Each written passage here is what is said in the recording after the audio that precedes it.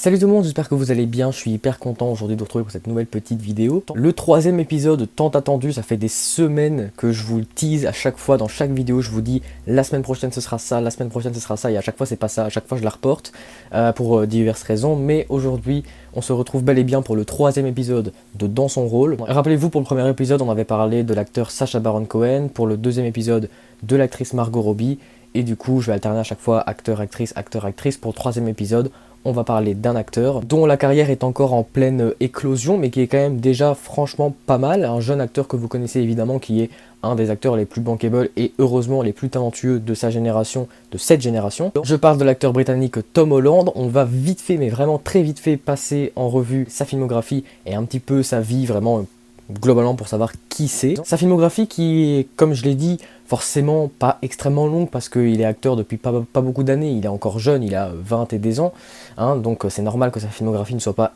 énorme, mais elle est déjà franchement très intéressante pour son âge, et ça c'est juste fou, c'est pour ça que j'avais envie de parler de lui. Bref, j'ai trop parlé, c'est parti, on commence, et juste après ça, on fera bien entendu, comme à chaque vidéo, mon top 10 de ses rôles, et je précise encore une fois, ce n'est pas un top 10 des films dans lesquels Tom Holland a joué, mais bien des rôles, sinon le classement serait totalement différent. Thomas Stanley Holland est né le 1er juin 1996 à Kingston-upon-Thames, dans le sud-ouest de Londres. Fils d'une mère photographe et d'un père acteur, le jeune homme est destiné toute sa vie à travailler dans le monde de l'art visuel. Après avoir étudié à la School for Performing Arts and Technology dans une banlieue de Londres, Tom Holland commence à se révéler un talent pour la danse et se fait repérer par l'associé du chorégraphe du film Billy Elliot, sorti en 2000. C'est donc en 2008 que le jeune homme entame sa carrière d'acteur dans la comédie musicale Billy Elliot de Musical, dans laquelle ses performances seront soulignées par le public. Peut alors démarrer la carrière cinématographique de Tom Holland, et elle commence on ne peut plus bien, puisque c'est à l'âge de 14 ans qu'il obtient le rôle de Shaw dans le doublage en version anglaise du film d'animation japonais Arrietty, le petit monde des japardeurs, en 2010. Seulement 2 ans plus tard, Tom Holland se voit offrir l'immense privilège de tourner avec les acteurs Ewan McGregor et Naomi Watts, rien que ça. Qui plus est, dans un film d'un excellent metteur en scène, le film The Impossible, sorti en 2012. Comme pour Margot Robbie avec Le Loup de Wall Street, on peut dire que l'adolescent britannique n'a pas dû attendre très longtemps avant d'entamer une carrière sérieuse. D'autant plus qu'il reçoit peu après ça quelques récompenses pour sa performance dans le film. Il interprète ensuite l'atypique rôle d'Isaac dans l'adaptation How I Live Now, ou Maintenant c'est ma vie, sorti en 2013, et réalisé par le grand Kevin MacDonald. Il réalise ensuite une courte performance vocale dans le film pas très connu Locke, également sorti en 2013, avant d'obtenir un rôle bien plus important, bien que relativement secondaire, celui du jeune Thomas Nickerson, dont la version plus âgée est interprétée par Brendan Gleeson, dans le film Au cœur de l'océan, sorti en salle en 2015. Après avoir enchaîné 5 succès critiques, Tom Holland décroche à l'âge d'à peine 20 ans un 6e rôle, cette fois celui de Bradley dans le film Escapade fatale, en VO Edge of Winter, avec Joel Kinnaman dans le personnage du père. Les critiques sont assez mitigées et le film en lui-même passe plutôt inaperçu, mais la même année, Tom Holland se voit proposer le rôle le plus important qu'on ne lui a jamais proposé et qui, on ne va pas se mentir, a servi d'énorme tremplin à sa carrière au cinéma, celui de Peter Parker alias Spider-Man dans le 13e film de l'univers cinématographique Marvel, Captain America Civil War. Son interprétation de l'homme araignée est globalement saluée et un film solo arrive vite dans les cartons. Mais avant ça, en 2017, le jeune acteur britannique obtient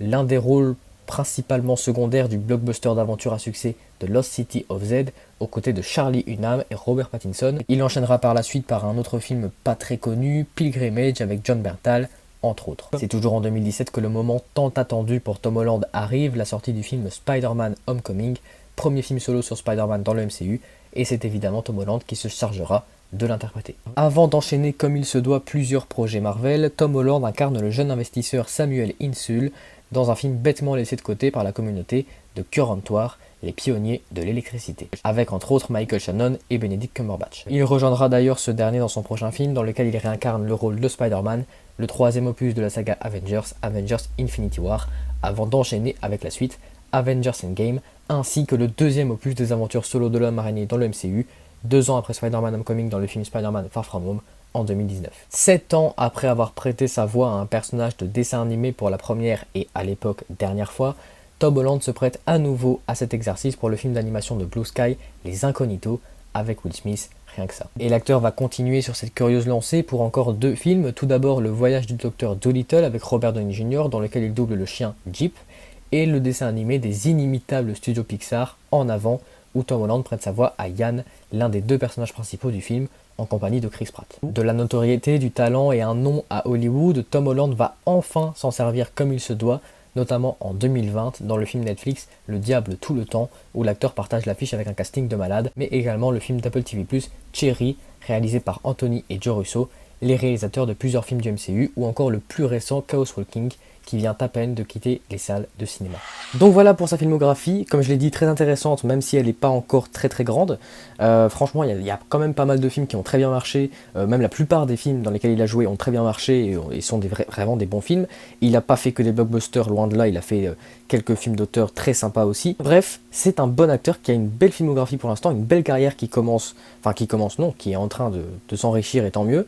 Et en plus un acteur extrêmement talentueux. Mais parlons maintenant des rôles, vraiment des rôles en eux-mêmes qu'il a interprétés, et on passe du coup à la 10e place de mon classement personnel. Je précise aussi que franchement, dans les 10 rôles dont je vais vous parler aujourd'hui, les 10 franchement sont vraiment cool. Je sais pas si c'est Tom Holland qui fait ça, mais à chaque fois, le personnage qu'il joue, peu importe qu'il soit principal ou secondaire ou peu importe, à chaque fois il arrive à donner une touche qui fait que on s'y attache, ou le personnage est intéressant à chaque fois. À chaque fois, franchement, dans les 10 personnages qu'on va traiter aujourd'hui, il n'y en a aucun qui soit vraiment catastrophique. Mais j'ai dû faire un choix pour la 10e place, du coup, à laquelle j'ai mis le personnage de Bradley dans le film Escapade fatale.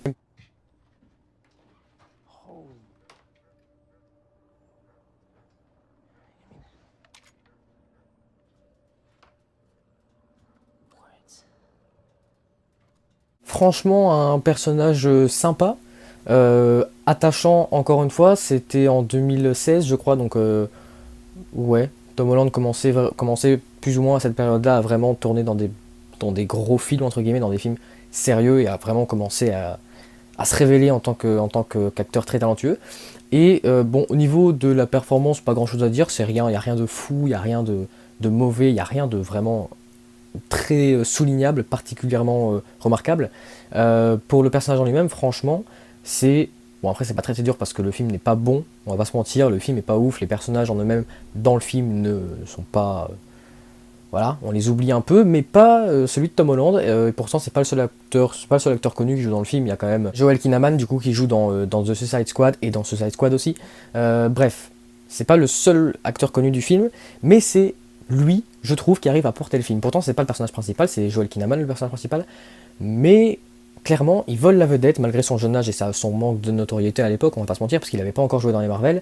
Tom Holland arrive clairement à voler la vedette à l'acteur principal, et ça, c'est ouf. C'est pas pour autant que je vous conseille le film, parce que franchement, vous allez perdre votre temps, quoique le film est vraiment très court, tant mieux, mais franchement non, le film n'a rien de ouf, honnêtement. Pour la 9e place, encore un personnage secondaire, c'est assez dommage d'ailleurs parce que c'est un film dans lequel il y a pas mal de personnages et surtout un casting assez ouf, on va pas se mentir, hein. Et Tom Holland était déjà connu, je pense qu'il avait déjà fait Spider-Man, donc c'est quand même bizarre qu'il n'ait pas été plus mis en avant dans ce film, mais le personnage est quand même sympa, c'est Samuel Insull dans The Current War. There is a possibility you'll be putting in jeopardy the lives of 28 million people, even if Westinghouse were to make even the smallest of errors. The Current War, qui est d'ailleurs un très bon film, honnêtement. Je ne connaissais absolument pas ce film avant de m'intéresser à Tom Holland pour cette vidéo. Pourtant, casting de ouf, Benedict Cumberbatch, Michael Shannon, et du coup Tom Holland, et Nicholas Hoult, qui joue Nikola Tesla. Donc très bon film.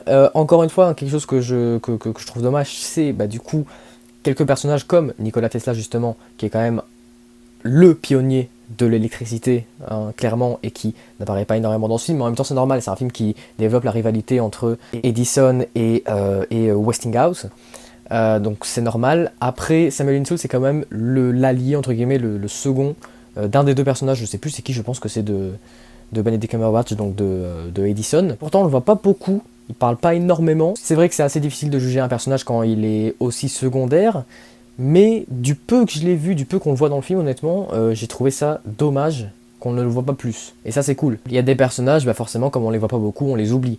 Lui, je l'ai pas oublié, et justement, le fait qu'on ne le voit pas beaucoup, ça m'a fait encore plus apprécier le personnage, en fait. J'avais de la peine, limite, pour lui. Il est charismatique, il est beau gosse, c'est Tom Holland, en fait. Hein. Je suis complètement en train de décrire Tom Holland.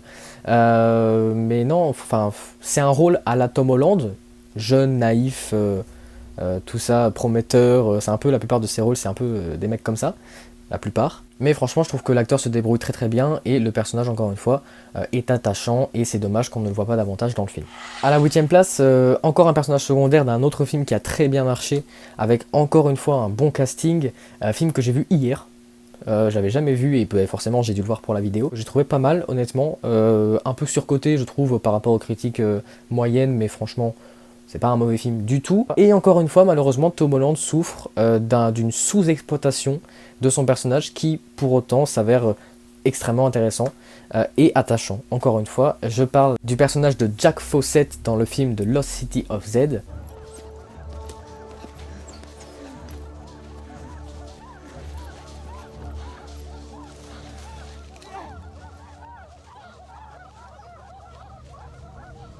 Et un truc que j'ai trouvé dommage dans The Lost City of Z, c'est que le personnage de Tom Holland, on le voit vraiment à partir de, on va dire, les 2 tiers du film. C'est vrai qu'il prend de l'importance, son personnage prend de l'importance vers la fin du film, et c'est là qu'on se rend compte que c'est vraiment un personnage de ouf. De ouf, j'exagère peut-être un peu, mais honnêtement, je vais pas spoiler le film, mais ses agissements, ses motivations, sa mentalité dans le film, je parle du personnage hein, bien sûr, ben c'est hyper remarquable et ça en fait un personnage ultra attachant encore une fois, avec à nouveau une très bonne performance de Tom Holland, mais bon sur ça je pense que j'aurai jamais grand chose à dire. Jack Fawcett c'est le fils du personnage principal, donc de Percy Fawcett, voilà, je viens d'aller regarder hein, bien sûr, qui est du coup le personnage principal du film, qui est joué par Shirley Hunnam, qui est un explorateur, nanana.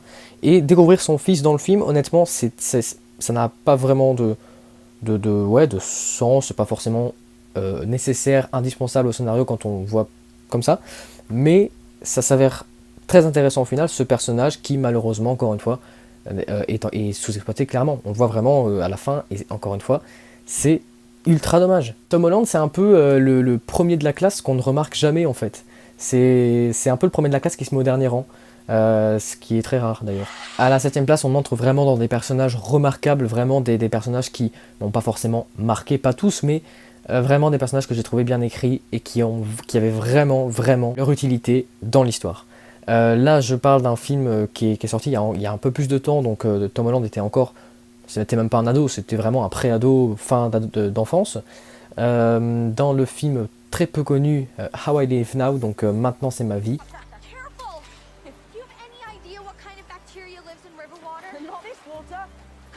Isaac, qui est du coup l'un des frères, l'un des cousins du personnage principal joué par Saoirse Ronan.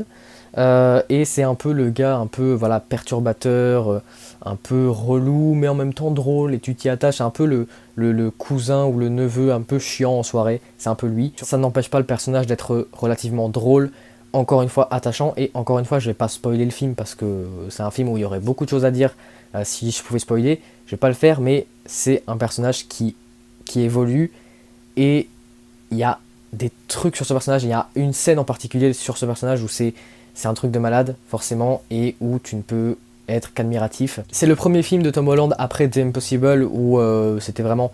The Impossible, c'est vraiment le film qu'il a révélé. Sans ce film-là, je pense qu'il serait pas là. Hein. Donc c'est son premier film après The Impossible, et bah, encore une fois, il se débrouille très bien malgré son jeune âge. C'est l'un des seuls, si ce n'est le seul rôle pas sérieux qu'il a eu, bon à part les doublages, parce qu'après il a eu des rôles quand même plus sérieux, plus charismatiques, plus voilà. C'est je pense, encore une fois sans compter les films d'animation, le seul film où vous verrez Tom Holland faire le con et s'en foutre de tout, être vraiment une... Je vais pas dire un petit con, mais presque. Ça n'en fait pas du tout un personnage méchant, absolument pas, mais vraiment loin de là. Et franchement, c'est pour moi clairement le meilleur personnage du film. Et pourtant, il y a de la compétition, il y a quand même... Enfin, voilà, c'est un des points forts du film, hein, c'est évidemment les personnages. La plupart, si ce n'est tous les personnages du film sont intéressants, sont attachants, sont vraiment... T'as vraiment pas l'impression qu'il y en a un qui est là pour rien. Mais Isaac, c'est puissance 1000. Et encore une fois, Tom Holland vole la vedette au personnage principal, à l'actrice principale, en l'occurrence Saoirse Ronan. Décidément, il a le don pour voler la vedette aux gens, c'est un truc de ouf. À la 6ème place, on va parler d'un rôle dont j'ai très brièvement parlé en parlant d'Isaac.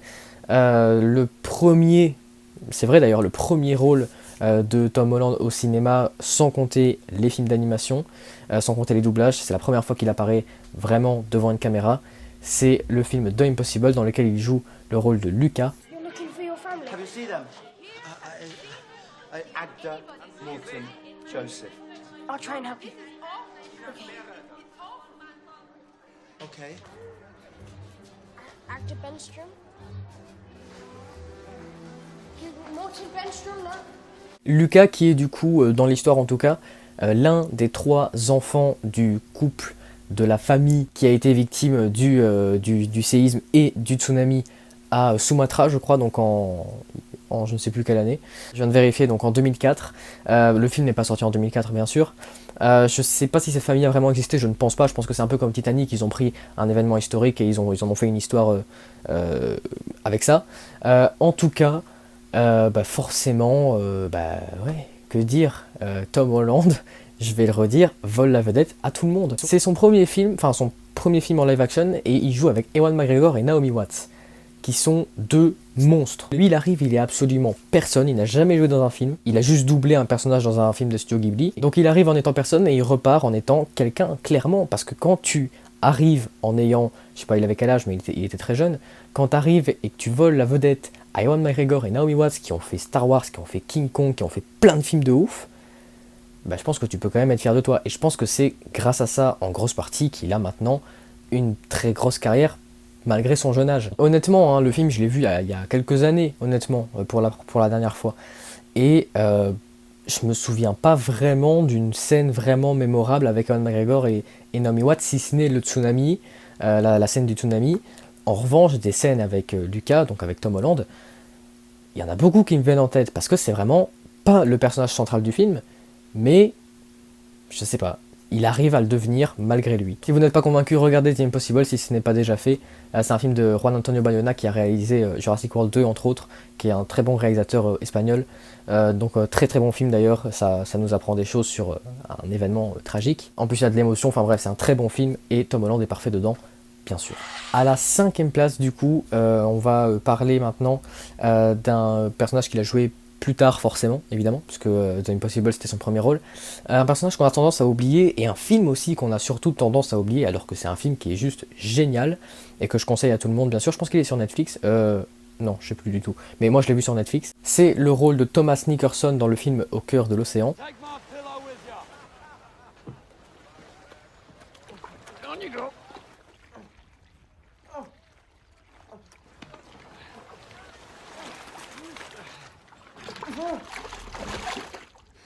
Au cœur de l'océan, qui est du coup un film qui adapte le livre, ou en tout cas l'histoire de Moby Dick, donc de la baleine Moby Dick, et c'est Thomas Nicholson, donc le personnage de Tom Holland, qui narre le film.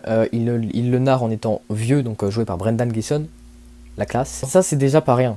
Le fait de devoir, c'est une grande responsabilité en tant qu'acteur de devoir jouer la version jeune d'un autre acteur qui lui a une carrière déjà extraordinaire, en l'occurrence Brendan Gleeson. Voilà, là il y a Brendan Gleeson qui est 1000 fois plus charismatique que toi, tu dois jouer le même personnage que lui mais en plus jeune. Quand c'est un de tes premiers films, c'est pas évident et franchement, il arrive parfaitement à le faire. Certes, la ressemblance entre Brendan Gleeson et Tom Holland n'est pas folle, ils auraient franchement dû prendre Donald Gleeson qui est le fils de Brendan Gleeson. Quoique non, il lui ressemble pas tant que ça en fait, mais bon, ça aurait déjà été plus logique. Là, on va pas exagérer, ils volent pas la vedette aux acteurs phares, parce que déjà il y a un casting de ouf, et forcément Tom Holland c'est un de ses premiers films, donc c'est compliqué. Là, ils volent pas la vedette, mais ça reste un personnage qu'on retient dans le film, c'est pas forcément celui qu'on retient le plus, mais quand même, quand tu vois tous les personnages qu'il y a, et l'importance, la puissance de l'histoire que c'est quand même fort, parce que c'est un des personnages, c'est pas un des personnages les plus secondaires, mais c'est un personnage qui c'est vrai, n'est pas énormément exploité, à moins que je me trompe, mais je pense pas, non, franchement, je pense qu'il est pas... on le voit pas tant que ça dans le film, mais malgré ça, quand tu me dis Au cœur de l'océan, je pense à Chris Hemsworth, et je pense direct à Tom Holland. Et ça, c'est génial, parce que, voilà, encore une fois, c'est comme avec The Impossible, quand t'arrives, que t'es personne, et que tu joues dans un film avec des acteurs comme ça, c'est compliqué. Pour la 4e place, du coup, un personnage qui provient d'un film beaucoup plus récent, dont j'ai parlé il y a quelques semaines sur la chaîne. Un personnage, du coup, qui va vite être laissé aux oubliettes, parce que c'est dans un film que les gens n'ont pas vraiment aimé, mais que, franchement, moi, j'ai bien aimé. Je parle du personnage de Todd Hewitt dans le film Chaos Walking. Another town, more people. You didn't just think there were 2 settlements in all of New World, did you? No, of course not. Thought it was one. It was one. Chaos Walking, qui il me semble a été racheté par Prime Video en France, donc si vous avez vu le film, c'était sur Prime Video. En Belgique, il a pu sortir au cinéma. Bon, certes, ça n'a pas été un franc succès, donc il a vite quitté les salles, mais j'ai eu le temps de le voir au cinéma et ça m'a permis de découvrir à nouveau un Tom Holland parfait, charismatique. Encore une fois, bon, malheureusement, voilà, c'est un personnage à la Tom Holland. Il prend pas énormément de risques, il n'y a pas vraiment il se surpasse pas du tout dans ce rôle, évidemment. Mais malgré tout, je me suis vraiment attaché au personnage durant tout le film, pas que de lui d'ailleurs, hein, de Daisy Ridley aussi. C'est un personnage intéressant parce que c'est lui qu'on suit durant tout le film, et c'est le seul personnage qu'on suit durant tout le film qui a le bruit, le fameux pouvoir magique qu'il est impossible de ne pas avoir malheureusement, où tes pensées sont dites à voix haute dans la vraie vie. Il y a d'autres personnages qui ont le bruit dans le film, mais on les voit pas énormément, et du coup, c'est un personnage qui aborde vraiment l'aspect psychologique de la pensée humaine, de tout ce qu'on peut penser, même lorsqu'on n'en a pas vraiment envie, et ça c'est génial, parce que un personnage, bon, c'est très rare qu'on connaisse ses pensées, ce à quoi il pense quand il fait tel ou tel truc. On sait ce qu'il dit, mais pas forcément ce qu'il pense. Là on sait ce qu'il dit et ce qu'il pense, donc ça nous aide déjà à nous attacher au personnage et à mieux le comprendre, à mieux le connaître. Niveau de la performance, il n'y a rien de, encore une fois, d'extraordinaire, mais c'est très bon. Et comme je trouve le film assez sous-coté, j'ai voulu mettre ce personnage plus haut, et voilà, tout simplement. On entre du coup sur le podium pour les 3 dernières places, enfin pour les 3 premières places. Pour la 3e place, du coup, un rôle de taré, très difficile à interpréter, et qui a complètement séduit le public, et moi y compris. C'est sur un film Netflix qui est sorti, je crois, l'année passée, qui s'appelle Le Diable tout le temps. I was gonna take care of everything, but God damn it, boy! Listen to me. I ain't gonna take the blame for no bastard child. Tom Holland joue le rôle de Arvin Russell dans ce film, et bon, déjà c'est un film que bon, j'ai aimé sans plus. En revanche, c'est un film que j'ai toujours trouvé très dérangeant, et tant mieux parce que c'est son but d'être dérangeant. C'est pas un film d'horreur, mais presque. Tom Holland est parfait dans le rôle, il joue le rôle principal, ça c'est important de le dire parce que c'est pas toujours le cas chez Tom Holland. Il joue le rôle principal d'un film avec un casting de malade, et c'est évidemment lui qu'on retient. Il n'y a pas que lui qu'on retient dans le film, il y a Robert Pattinson, il y a Harry Melling, etc. Et heureusement, parce que voilà, quelqu'un qui a l'habitude de voler la vedette aux gens, s'il se fait lui-même voler la vedette dans son propre film, c'est bizarre. Je me rappelle pas beaucoup du film parce qu'encore une fois, le film en lui-même ne m'a pas beaucoup marqué. Il n'y a que vraiment le personnage de Tom Holland qui m'est vraiment, voilà, que j'ai vraiment retenu. En tout cas, je me souviens vraiment que ça fait partie des meilleurs rôles de Tom Holland, mais bon, c'était un peu prévisible. Lui qui a l'habitude de jouer des rôles, enfin l'habitude, il a joué dans des films d'auteur, il n'y a pas de problème, mais à ce moment-là, en 2020, on voyait Tom Holland comme vraiment la coqueluche d'Hollywood, mais surtout l'acteur à qui on donne des rôles de blockbuster. Mais c'est pas le cas ici, et tant mieux, il est génial dans le rôle, mais il y a encore mieux. Pour la 2e place, en vrai c'est un personnage qui est assez similaire à celui-là. C'est, je pense, pour cette 2e place, le personnage pour lequel Tom Holland propose vraiment sa meilleure performance de très loin, et pourtant Dieu sait que c'est un superbe acteur, mais là vraiment il se surpasse, et je pensais vraiment pas qu'il allait réussir à accomplir un tel exercice, parce qu'encore une fois il est habitué à jouer des rôles simples, et là c'est un rôle qui est tout sauf simple. Je parle évidemment du rôle de Cherry dans le film Cherry.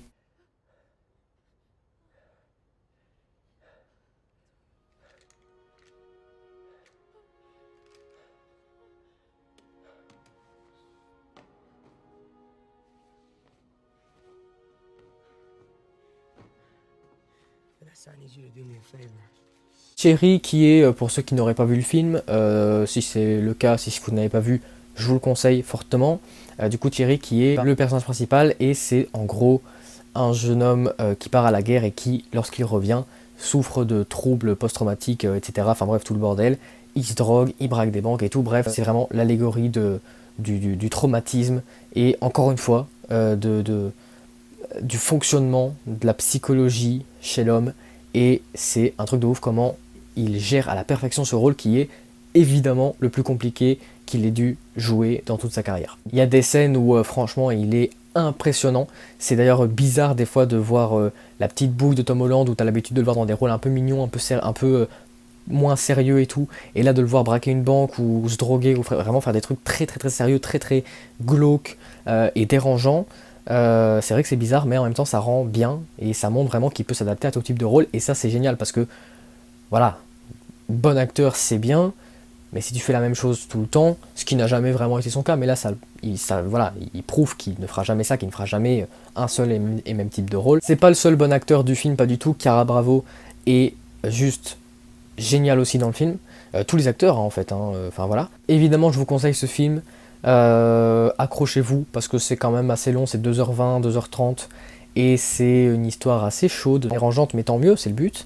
Donc voilà, accrochez-vous, c'est pas un film qui est forcément très facile à regarder, mais c'est un bon film et Tom Holland se surpasse. Mais pour moi ce n'est pas son meilleur rôle, son meilleur personnage, parce qu'il a réussi en interprétant son rôle qui est du coup en première position. Il a vraiment réussi à faire quelque chose que pour moi 2 autres acteurs auparavant n'avaient pas réussi à faire. Vous vous en doutez, pour la première place, sans grosse surprise, vous avez vu mon t-shirt, je parle du rôle de Spider-Man dans le MCU. You don't know Spider-Man? No, I don't. No. I mean... They're friends. Je sais que je vais me faire massacrer dans les commentaires, mais Tobey Maguire n'a jamais été un bon acteur, n'a jamais été forcément un bon Spider-Man. Je sais pas si vous avez lu des comics Spider-Man, personnellement oui, et les caractéristiques pour moi en tout cas d'un bon Peter Parker et d'un bon Spider-Man, j'ai plutôt parlé de Peter Parker, parce qu'en vrai Spider-Man il suffit de mettre un costume et de faire des cascades. Pour Peter Parker, il faut être charismatique déjà, surtout, mais il faut pas avoir une grande confiance en soi et il faut être un bon acteur quand même, mine de rien. Tobey Maguire il est pas du tout charismatique, mais vraiment pas du tout, c'est vraiment le dernier acteur auquel j'aurais pensé pour interpréter un super-héros. Il n'est pas bon acteur, il a jamais été d'ailleurs, et niveau du manque de confiance en soi, de vraiment l'aspect psychologique du personnage de Peter Parker, là pour le coup c'est vrai qu'on y est. Pour Andrew Garfield qui a joué ce personnage aussi en 2012 et 2014, ça va un peu mieux. Niveau du manque de confiance en soi, là il n'y a que dalle. Voilà, il est beau gosse, il est vraiment sûr de lui et tout, et c'est pas du tout ce qu'on a envie de voir dans un bon Peter Parker. Après, au niveau du jeu d'acteur en lui-même, c'est pas mal. Et au niveau du charisme, c'est pas mal aussi. Par contre, Tom Holland, il coche toutes les cases. Il est charismatique, comme je l'ai déjà dit, il manque de confiance en soi dans le film, et ça se voit, enfin dans les films. Et en plus, c'est un superbe acteur. Je pense d'ailleurs que c'est l'acteur le plus jeune qui ait joué Peter Parker, parce que Tobey Maguire et Andrew Garfield ils étaient assez vieux quand ils l'ont joué et du coup ça faisait quelque chose de pas forcément crédible. Là il est jeune, charismatique, bon acteur, et tu vois que le personnage ne va pas trop bien dans sa tête et c'est parfait. Pour jouer Peter Parker c'est vraiment le mec parfait. J'avais limite l'impression qu'il est né pour jouer Peter Parker. Évidemment, c'est pour moi le meilleur Spider-Man au cinéma depuis toujours. Et interpréter un rôle, un personnage qui a déjà été interprété par 2 acteurs assez connus et qui en plus existe depuis les années 60, je crois, ou même peut-être un peu avant dans les comics, là encore, c'est une grande responsabilité, une lourde responsabilité qu'on a donnée à Tom Holland et qu'il a réussi à gérer parfaitement. Et il prouve, encore une fois, comme d'hab, qu'il est un superbe acteur. Et voilà. Donc voilà les gars, c'est déjà la fin de cette vidéo, j'espère qu'elle vous aura plu. Si c'est le cas, n'hésitez pas à mettre un pouce en l'air et à vous abonner à la chaîne, bref vous connaissez la chanson. N'hésitez pas à me dire ce que vous pensez de Tom Holland et de sa filmographie dans les commentaires. On se retrouve bien sûr vendredi prochain pour une vidéo filmographie de réalisateur. Ça fait très longtemps qu'on en a plus faite, la dernière c'était sur Albert Dupontel. Et du coup pour l'occasion je vais vous dire sur qui ce sera. La prochaine ce sera sur Wes Anderson. D'ici là je vous dis à très bientôt, salut.